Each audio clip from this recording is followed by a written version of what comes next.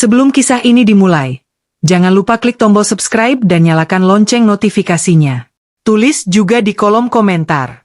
Kalian dengar cerita ini dari daerah mana? Agar kisah ini bisa semakin berkembang dan memberikan kisah yang lebih menarik lagi.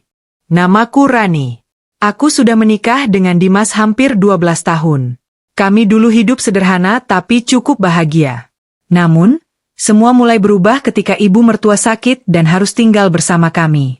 Awalnya aku tidak keberatan. Bagiku, orang tua, siapapun itu, harus dihormati. Lagi pula, aku sudah menganggap beliau seperti ibuku sendiri. Tapi seiring waktu, aku menyadari bahwa menjaga orang tua yang sakit bukan hanya soal sabar, tapi juga soal seberapa kuat hatimu menghadapi ketidakadilan dari orang yang kamu cintai sendiri. Aku masih ingat hari pertama ibu mertua dibawa ke rumah. Tubuhnya lemah, langkahnya gemetar, dan wajahnya pucat. Dokter bilang beliau mengidap komplikasi diabetes dan ginjal, harus rutin kontrol. Aku langsung siapkan kamar kecil di sebelah dapur agar beliau mudah beristirahat. Namun Dimas, suamiku, malah terlihat tidak antusias. Ia hanya berkata singkat, "Kamu yang urus ya, Ran. Aku nggak sanggup lihat orang sakit." Sejak kalimat itu, aku tahu semua beban akan jatuh padaku. Setiap pagi, sebelum berangkat kerja, aku bantu ibu mertua mandi, ganti pakaian, lalu menyiapkan sarapan khusus tanpa gula. Kadang beliau menolak makan, tapi aku tetap membujuknya dengan lembut.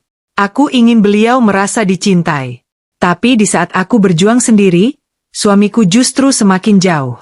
Pulang malam, jarang bicara, bahkan mulai mengeluh soal biaya rumah tangga. "Obat ibu mahal banget, Ran. Kamu tahu nggak, tabungan kita hampir habis," katanya dengan nada kesal. Aku hanya diam. Aku tahu uang bisa dicari, tapi waktu bersama orang tua yang sedang sakit tidak akan pernah kembali. Suatu malam, aku terbangun karena mendengar suara lirih dari kamar ibu mertua. Beliau menangis. Aku masuk pelan, duduk di sisi ranjang, lalu menggenggam tangannya. "Kenapa, Bu?" tanyaku pelan. Beliau tersenyum lemah. "Ibu cuma merasa bersalah, Nak. Kamu capek karena ibu." Air mataku jatuh tanpa bisa kutahan. "Jangan bicara begitu, Bu. Ibu bukan beban. Saya anggap ibu seperti ibu saya sendiri." Dari situ, aku tahu rasa sayang itu tumbuh bukan karena hubungan darah, tapi karena ketulusan. Tapi sayangnya, tidak semua orang di rumah ini mengerti itu. Hari demi hari berlalu. Dimas semakin jarang di rumah. Bahkan saat akhir pekan, ia lebih memilih keluar bersama teman-temannya daripada membantu mengurus ibunya. Pernah suatu kali aku minta tolong. "Mas, bisa gantian jagain ibu sebentar? Aku mau ke apotek." Dia menjawab sambil menatap ponselnya, "Suruh aja tetangga bantu. Aku capek." Kalimat itu menusukku lebih dalam daripada pisau. Aku tidak tahu sejak kapan hatiku mulai dingin terhadap suamiku. Mungkin sejak aku melihatnya tertawa di depan layar ponsel, sementara aku di dapur menangis diam-diam karena kelelahan.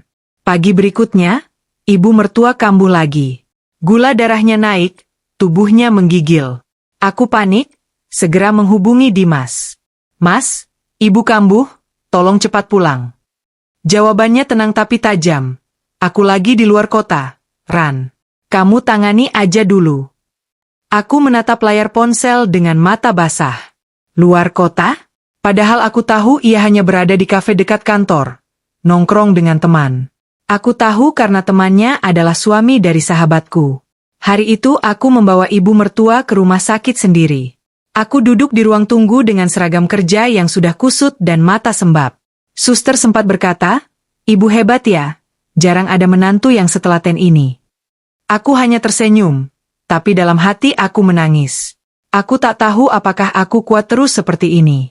Malamnya, saat pulang ke rumah, Dimas sudah di ruang tamu menonton televisi. Aku letakkan tas dan berkata pelan, "Mas, ibu butuh perawatan rutin. Dokter bilang harus sering cuci darah." Dia hanya menjawab santai, "Ya udah, kamu urus aja. Tapi jangan ganggu aku kalau soal uang. Aku lagi pusing juga." Kalimat itu seperti tembok dingin yang menampar wajahku. Aku tidak tahu lagi siapa suamiku yang dulu aku cintai. Seminggu kemudian, Aku menemukan tumpukan tagihan rumah sakit di meja. Uang simpananku sudah hampir habis. Aku tidak punya pilihan lain selain menjual perhiasan pemberian ibuku. Saat aku ceritakan ke Dimas, dia hanya menjawab, "Syukurlah kamu masih punya itu." Tidak ada terima kasih. Tidak ada empati. Tapi aku tidak menyerah. Setiap kali melihat ibu mertua tersenyum kecil dan berkata, "Terima kasih, Nak," rasa lelahku sedikit hilang. Suatu malam, ibu mertua menatapku dengan mata lembut dan berkata, "Kamu tahu, Nak? Dulu aku sering khawatir Dimas nggak bisa jadi suami yang baik. Tapi ternyata, kamu yang mengajarkannya arti kesetiaan. Maaf kalau dia belum bisa menghargaimu." Aku menggenggam tangannya. "Tidak apa-apa, Bu. Saya hanya ingin ibu sembuh." Beliau tersenyum, lalu tertidur. Aku duduk di sisi ranjang sambil menatap wajahnya. Saat itu aku sadar, kadang kasih sayang bukan datang dari darah, tapi dari luka yang sama-sama disembuhkan dengan sabar. Namun malam itu juga, aku mendengar suara dari ruang depan. Suara Dimas berbicara di telepon. Aku tidak sengaja mendengar kalimatnya. "Aku capek hidup kayak gini. Ibu terus sakit, Rani terus ngatur. Aku pengin bebas, pengin lepas dari semuanya." Langkahku terhenti. Tubuhku gemetar. Aku menutup mulut agar tidak menangis keras. Kupandangi pintu kamar tempat ibu mertua tidur. Beliau baru saja tertidur dengan tenang, tidak tahu bahwa anak yang ia banggakan kini ingin lepas darinya. Aku berdiri diam di lorong rumah itu, di antara dua hati yang paling kucintai. Seorang ibu yang membutuhkan kasih dan seorang suami yang sudah kehilangan arah. Malam itu aku menangis sendirian di dapur. Tidak ada bahu untuk bersandar. Tidak ada suara yang menenangkan. Hanya aku, sendirian, memeluk piring kotor dan doa yang tak berhenti kuucapkan. Ya Tuhan, beri aku kekuatan, agar aku bisa mencintai tanpa kehilangan diriku sendiri. Dan sejak malam itu, aku tahu, hidupku tak akan pernah sama lagi. Sejak malam aku mendengar Dimas ingin lepas dari semuanya. Hatiku seperti mati perlahan. Aku masih mencoba percaya mungkin dia hanya emosi, mungkin lelah dengan keadaan. Tapi semakin hari, semakin jelas, yang lelah bukan dia, aku. Setiap pagi aku bangun sebelum subuh. Menyiapkan air hangat, menggiling bubur lembut untuk ibu mertua, menyiapkan piring kecil, lalu menyuapinya perlahan. Setelah itu aku harus segera berangkat ke toko tempatku bekerja setengah hari. Kadang aku pulang dengan pakaian penuh debu dan tangan kaku karena mengangkat barang, tapi belum sempat duduk sebentar, aku harus langsung membantu ibu mertua. Aku mencuci pakaian, mengganti selimut, memijat kakinya yang bengkak. Di sela semua itu, aku tetap masak untuk Dimas. Namun setiap kali dia pulang, yang kudengar hanya keluhan. Makanannya nggak enak. Kenapa rumah berantakan? Kenapa kamu kelihatan kusut? Kayak nggak ngurus diri. Aku menatap wajahnya yang dulu ku kenal ramah, tapi kini hanya tersisa dingin dan ego. Kadang aku bertanya dalam hati, sejak kapan cinta berubah jadi beban? Suatu malam aku jatuh pingsan di dapur. Aku bahkan tidak sadar sampai tetangga datang menolong setelah mendengar ibu mertua memanggil panik. Aku dibawa ke klinik kecil, dan dokter berkata, ibu ini kelelahan parah. Tekanan darahnya drop. Ketika Dimas datang, aku berharap setidaknya ada rasa khawatir di matanya. Tapi yang keluar dari mulutnya justru, makanya jangan kerja terus. Aku juga capek, tahu. Aku menatapnya lama, lalu menunduk. Tidak ada gunanya membela diri di hadapan orang yang sudah menutup hati. Setelah pulang, aku berusaha bangkit pelan-pelan. Ibu mertua menangis sambil menggenggam tanganku. Nak, berhenti kerja dulu. Nanti ibu nggak apa-apa. Ibu bisa sendiri. Aku menggeleng. Nggak bisa, Bu. Kalau aku berhenti, siapa yang bayar obat ibu? Beliau hanya terdiam. Air matanya jatuh tanpa suara. Malam-malam berikutnya terasa panjang. Aku mulai sering begadang karena ibu mertua sering gelisah. Kadang aku harus bangun 3 kali semalam untuk mengecek napasnya. Aku tahu tubuhku makin lemah, tapi aku tak berani berhenti. Karena satu hal, kasih sayang. Pagi itu, aku menatap cermin. Wajahku pucat, mataku cekung, tapi di ujung bibirku masih ada sedikit senyum. Aku berbisik pelan, Kamu kuat, Ran. Kamu harus kuat. Sore harinya, Dimas pulang dalam keadaan mabuk. Bau alkohol menyengat dari bajunya. Aku mencoba menahan emosi, tapi hatiku terbakar. Mas, ibu lagi drop. Tolong lihat ke kamar. Dia hanya tertawa sinis. Kamu pikir aku nggak capek kerja? Hidup sama orang sakit tiap hari. Siapa yang tahan? Aku menatapnya dengan air mata yang hampir jatuh. Mas, itu ibumu. Dia berdiri dan berteriak. Kamu pikir aku nggak tahu kamu sengaja nyari simpati dari orang? Aku terdiam. Tidak ada lagi yang bisa dijawab. Aku hanya berjalan menuju kamar ibu mertua, memeluknya, dan berdoa semoga beliau tidak mendengar pertengkaran kami. Tapi ternyata beliau mendengar. Aku tahu dari cara beliau menatapku malam itu. Matanya sendu, tapi hangat. Beliau memegang tanganku dan berbisik. Sabar ya, nak. Mungkin ini cara Tuhan menguji hatimu. Aku mengangguk dengan mata berkaca-kaca. Beberapa hari kemudian, aku mendapat kabar bahwa toko tempatku bekerja akan tutup sementara. Aku kehilangan satu-satunya sumber penghasilan. Aku memberanikan diri bicara dengan Dimas. Mas, aku nggak kerja dulu. Tapi tolong bantu sedikit biaya obat ibu.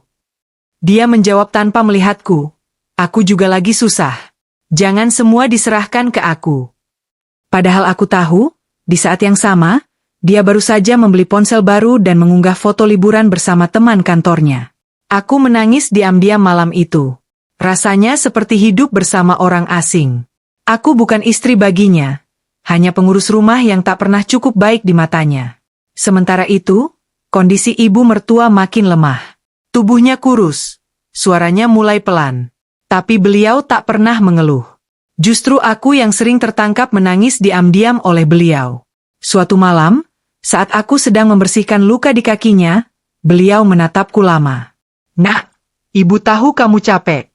Tapi tolong, jangan berhenti jadi baik, ya.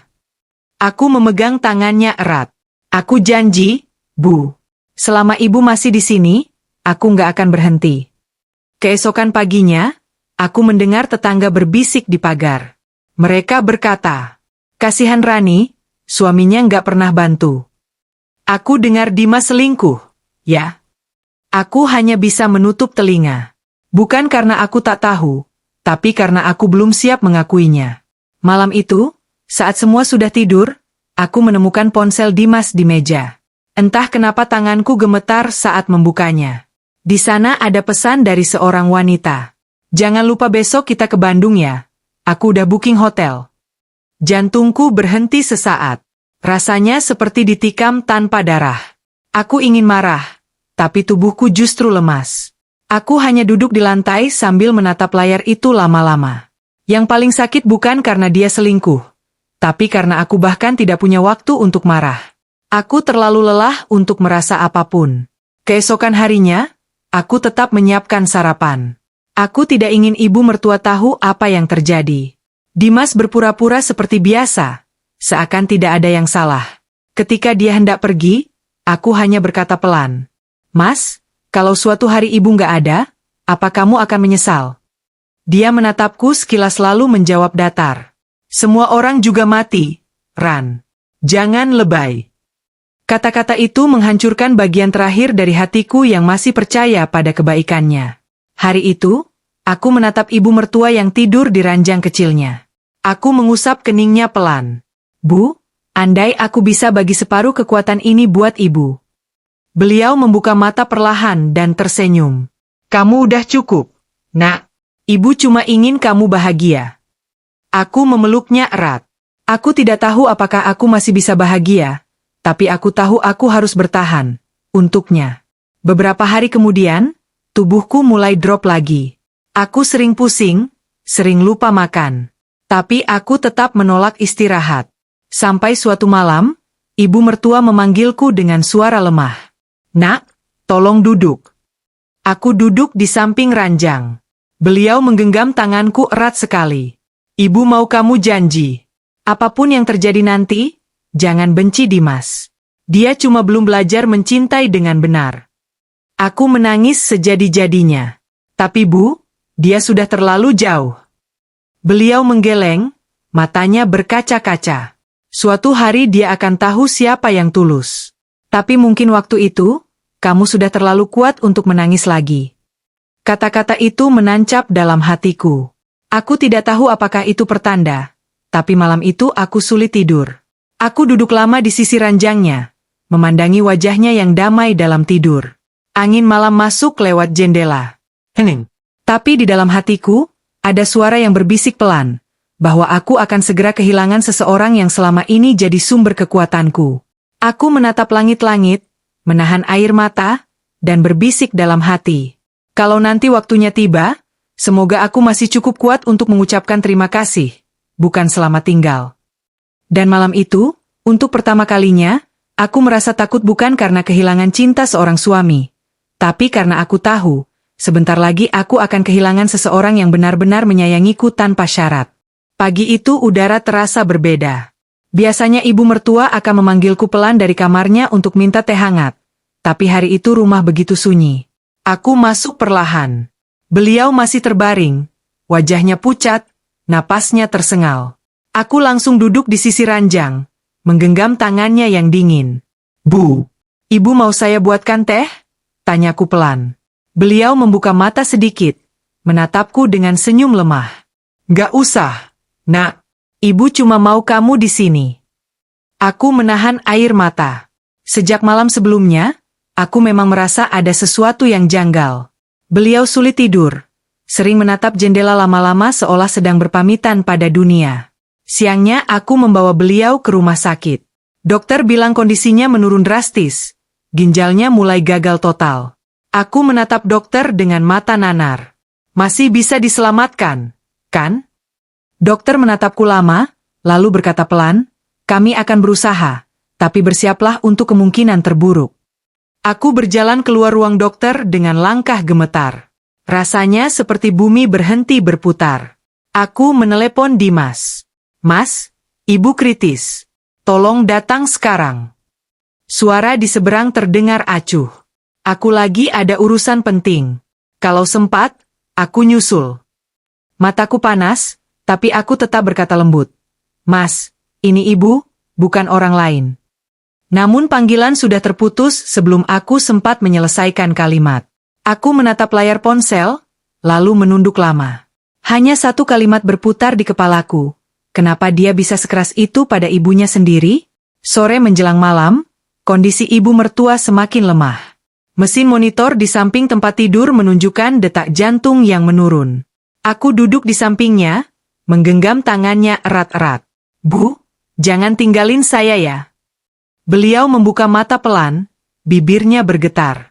"Kamu jangan nangis, Nak. Kalau ibu pergi, itu bukan akhir.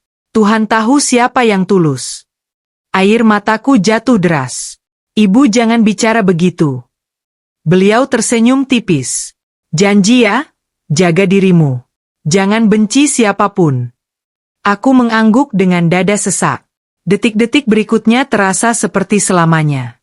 Napas beliau semakin pelan, matanya menatap langit-langit, lalu perlahan tertutup. "Ibu," panggilku sambil mengguncang bahunya. Tidak ada jawaban. Suara mesin monitor berubah jadi garis lurus panjang. Satu tarikan napas terakhir, lalu hening. Aku berteriak histeris. "Ibu, jangan pergi, Bu." Perawat datang berlari, tapi aku tahu semuanya sudah berakhir. Aku memeluk tubuhnya yang sudah dingin, menangis sampai suaraku habis. Beberapa jam kemudian, tubuh beliau dibawa pulang untuk dimandikan. Rumah terasa sepi, hanya isak tangis dari para tetangga yang datang membantu. Aku duduk di samping jenazahnya, menyisir rambutnya pelan, membetulkan kerudungnya. "Bu, maaf kalau saya belum jadi menantu yang sempurna. Tapi saya janji akan terus doakan ibu." Malam itu, Dimas baru datang. Wajahnya datar, seolah tidak terjadi apa-apa. Aku berdiri menatapnya dari pintu.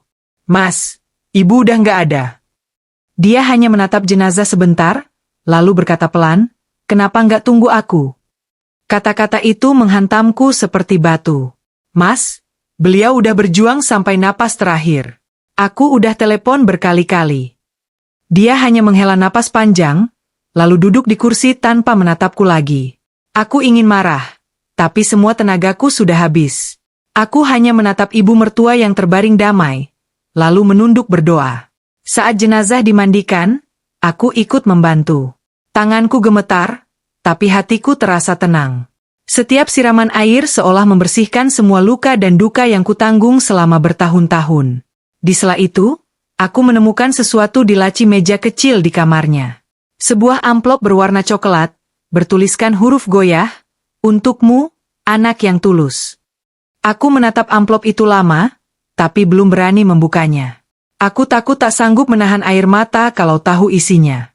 Aku simpan di dalam saku baju, berjanji akan kubaca nanti, setelah semuanya selesai. Pemakaman berjalan sederhana tapi penuh haru.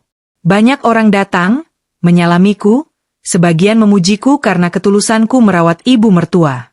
Tapi di antara semua itu, aku merasa kosong. Aku kehilangan seseorang yang membuat rumah ini terasa hangat, meski hanya dengan senyum. Setelah prosesi selesai, aku duduk sendirian di depan pusaranya. Angin sore berembus pelan, membawa aroma tanah basah dan bunga Kamboja. "Bu, sekarang ibu udah tenang ya?" bisikku lirih. "Terima kasih karena sudah sayang sama aku kayak anak sendiri."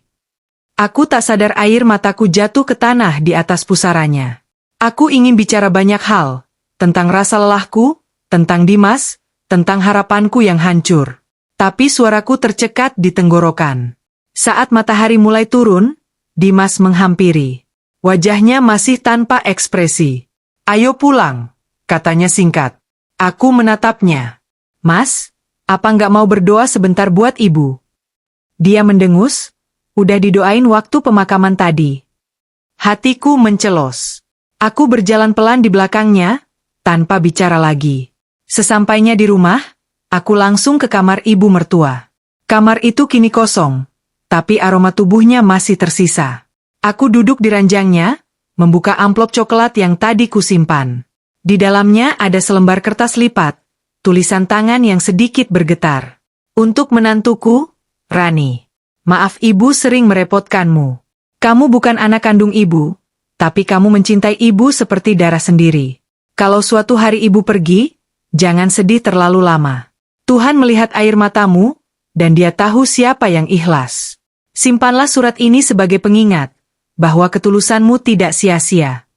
Tangisku pecah. Aku memeluk surat itu erat-erat. Kata-kata sederhana itu seperti pelukan hangat dari surga. Di ruang depan, aku mendengar Dimas berbicara di telepon. Nada suaranya datar tapi jelas. "Iya, nanti aja dulu ke Bandung. Aku lagi repot urus pemakaman ibu." Aku menggenggam surat itu makin kuat.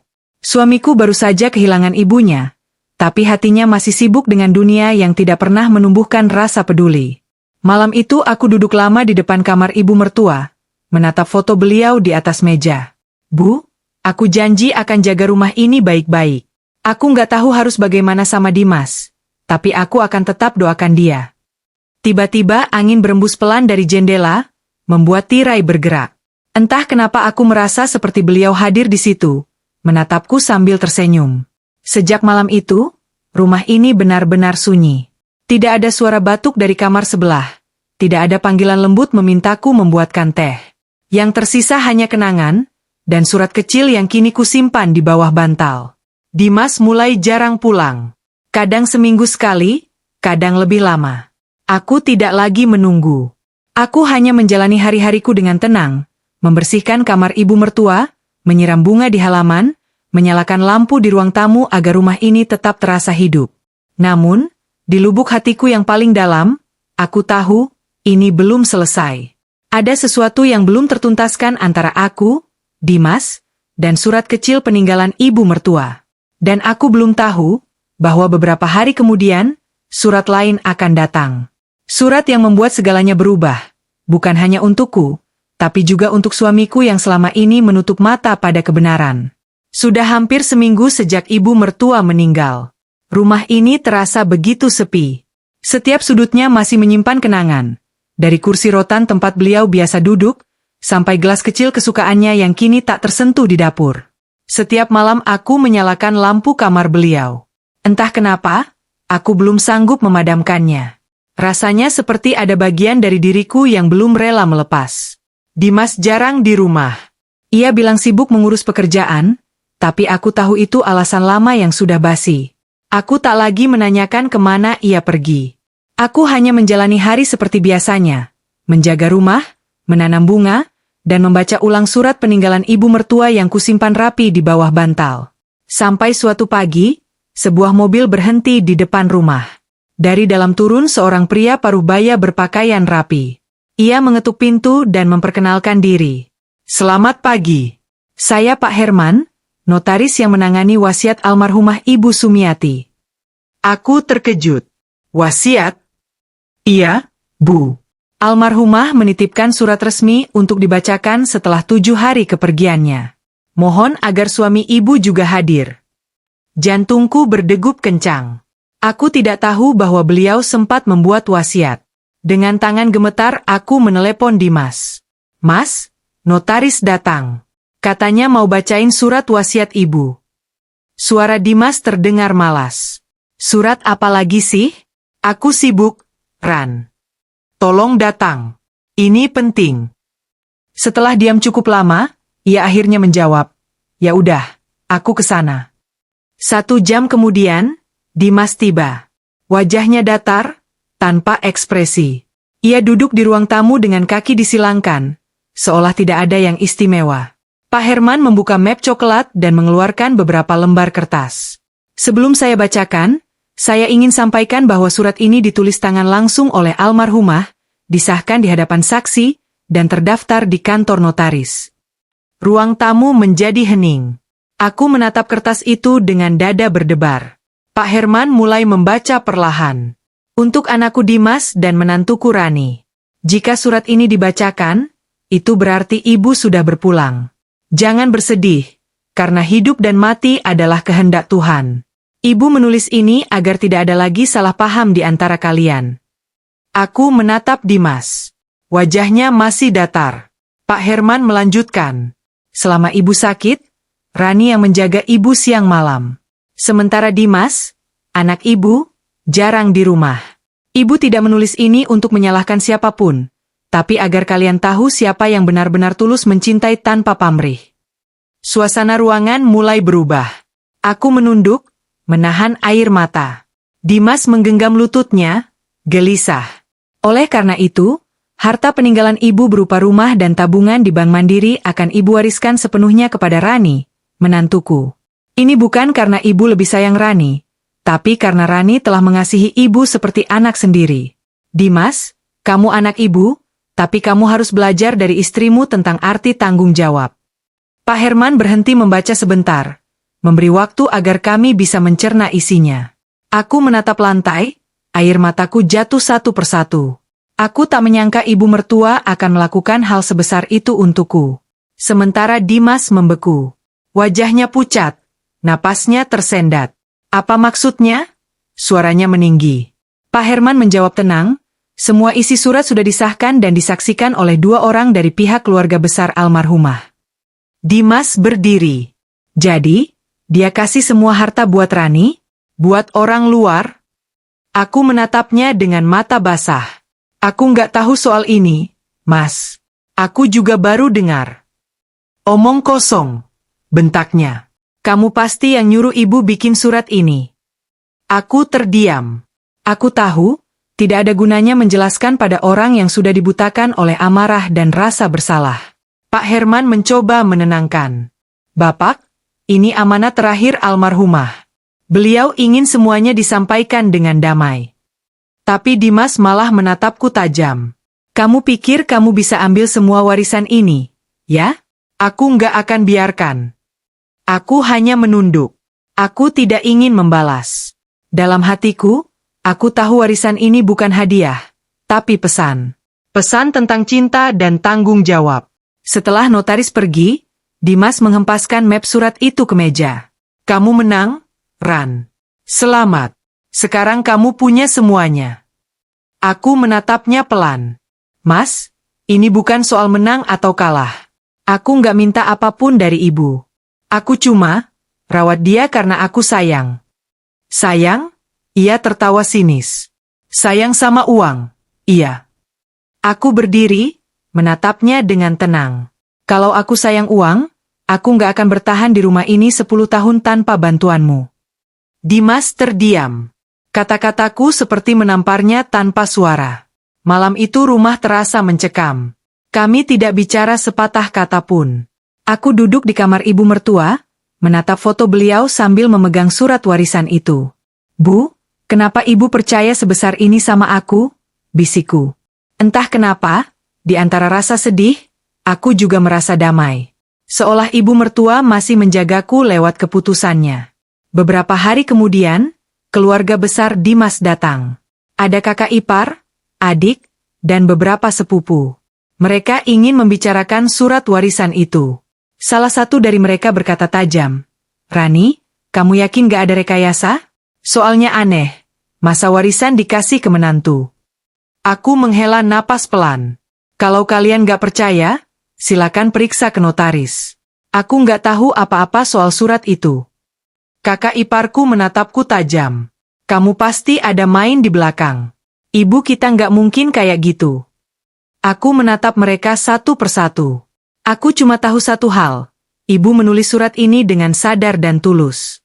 Aku nggak minta apapun, tapi aku juga nggak mau mengkhianati amanahnya. Mereka akhirnya pergi dengan wajah masam. Tapi aku tahu, ucapan terakhir ibu mertua akan terus menggema di kepala mereka. Belajar dari Rani tentang tanggung jawab. Beberapa malam setelah kejadian itu, Dimas belum juga berubah. Ia jarang pulang, dan setiap kali datang, hanya diam dengan wajah dingin. Sampai suatu malam, aku mendengar suara langkah berat menuju kamarku. Aku sedang menatap surat warisan itu di meja ketika pintu diketuk keras. "Ran, buka pintu." Aku berdiri pelan. Dimas masuk dengan wajah merah. "Kamu puas sekarang? Semua orang ngomongin aku gara-gara surat itu. Aku malu." Aku menatapnya tanpa suara. Dia menatapku dengan mata berair. "Kenapa sih kamu nggak pernah nyalahin ibu? Kenapa semua harus aku yang salah?"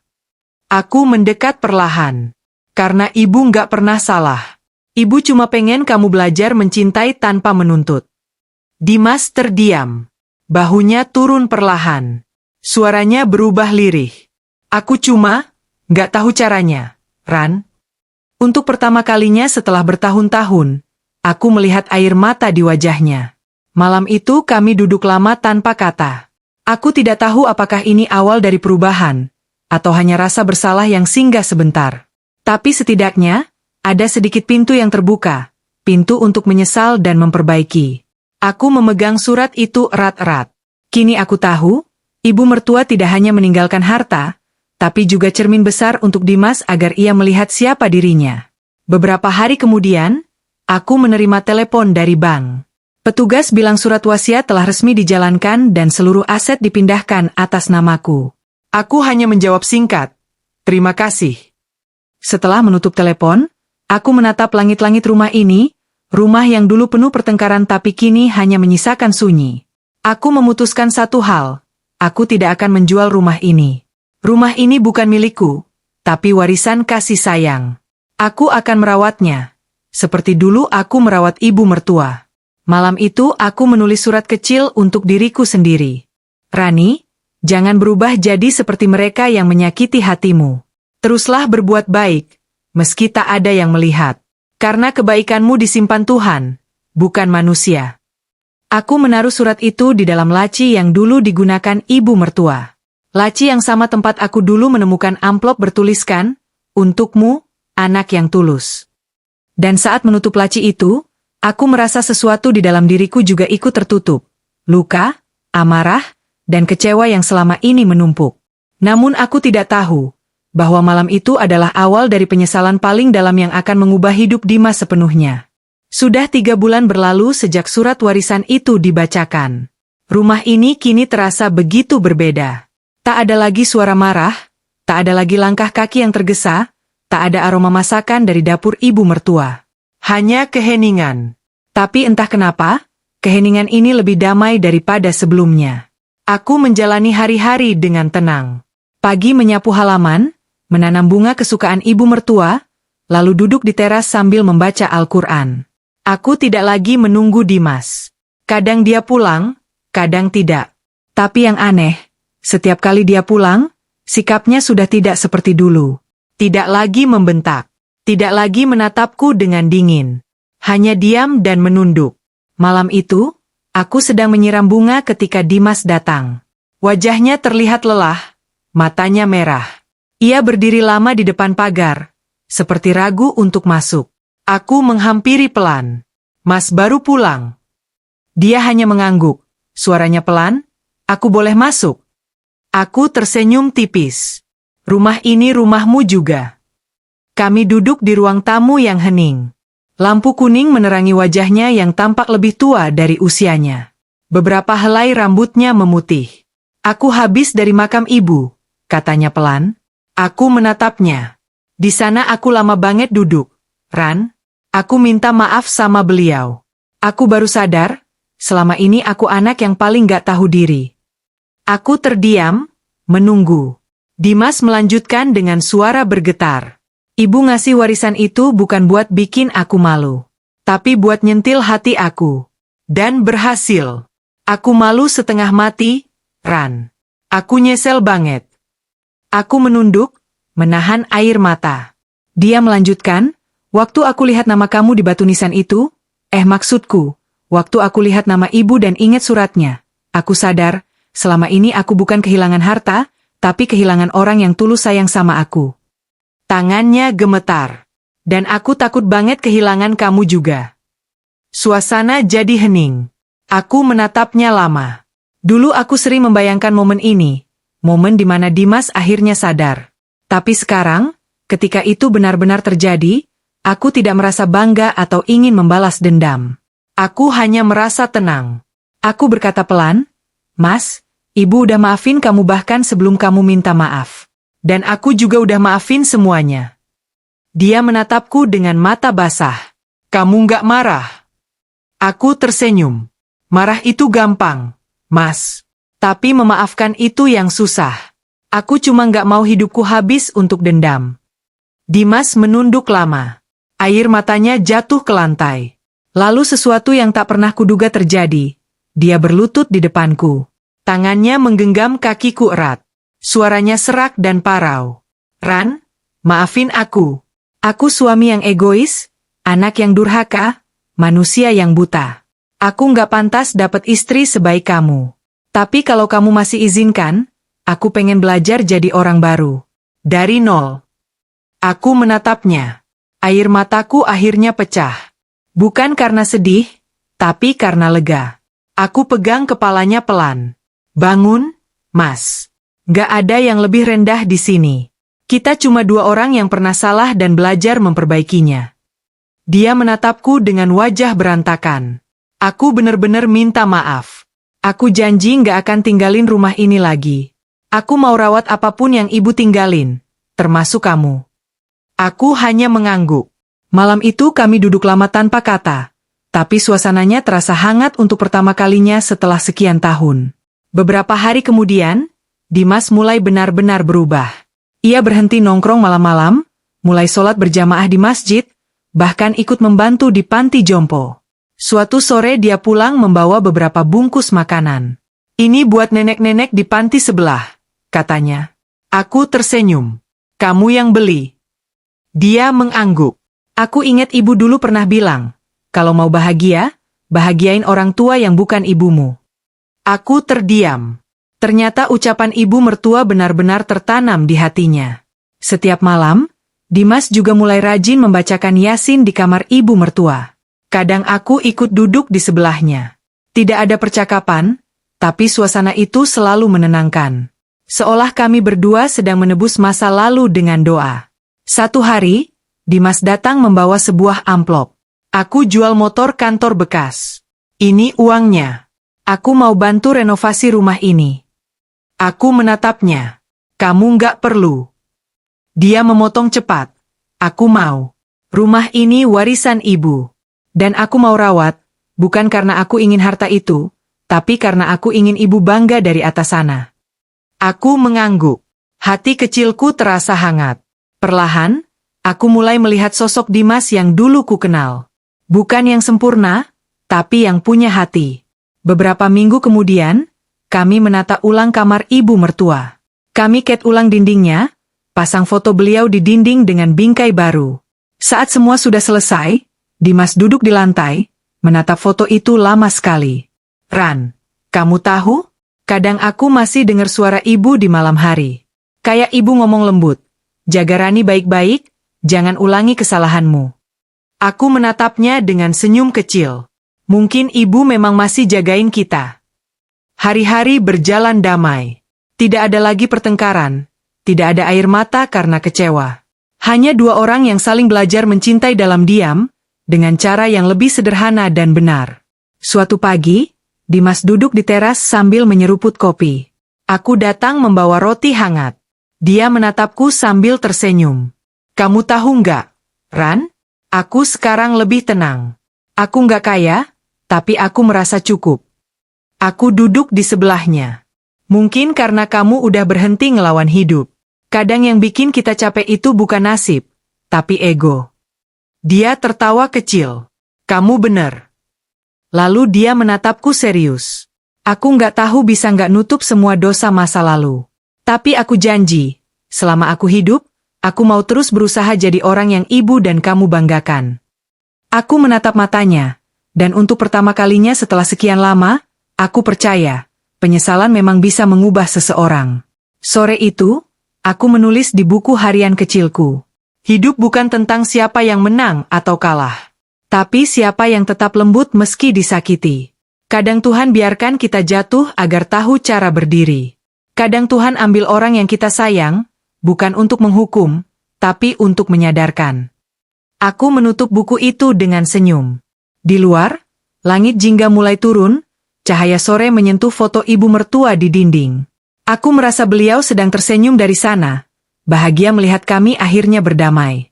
Malamnya, sebelum tidur, Dimas memanggilku. Ran, makasih udah nggak ninggalin aku waktu aku pantas ditinggal. Aku menjawab pelan, aku nggak tinggal karena aku masih percaya, setiap orang punya kesempatan kedua. Dia memegang tanganku, menatapku dengan mata jujur. Terima kasih udah ajarin aku arti rumah. Aku hanya tersenyum. Dalam hati aku berbisik, Bu, akhirnya dia belajar, seperti yang ibu harapkan. Kini rumah ini bukan sekadar bangunan peninggalan ibu mertua, tapi saksi perjalanan kami, dari luka menuju pengampunan. Dari kemarahan menuju kedewasaan. Setiap kali aku duduk di teras sore hari, aku selalu mengingat kata-kata ibu mertua dalam suratnya. Tuhan melihat air matamu, dan dia tahu siapa yang ikhlas. Dan di sanalah, aku akhirnya mengerti. Ketulusan tidak pernah hilang, hanya menunggu waktu untuk diperlihatkan.